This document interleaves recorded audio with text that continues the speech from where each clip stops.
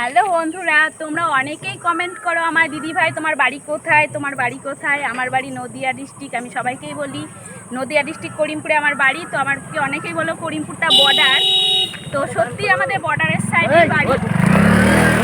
আজকে তোমাদেরকে দেখাবো আমাদের বর্ডারটা কীরকম, বর্ডার কেমন হয় সেটাই তোমাদের কাছে দেখাবো। চলো সবাই। তো এই দেখো বন্ধুরা, এটা হলো আমাদের বিএসএফ বর্ডারের ওই পাশটা বাংলাদেশ। চলো দেখাচ্ছি। এগুলো পুরো তার কাটার বেড়া। এ দেখো এখানটায় ফৌজিরা সবাই পাহারা দেয়।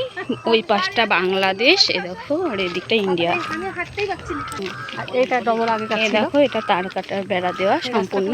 এই দেখো এদিকটা খুব, চলো একটু এদিকটা যাই, এদিকটা একটু দেখে নি। এদিকটা হচ্ছে সিঙ্গেল, এটা সিঙ্গেল তার কাটা। দেখো এত সুন্দর পরিবেশ। এই দিকটা পুরো বাঁশের ঝাড়। এই দেখো এই সাইডটা সম্পূর্ণ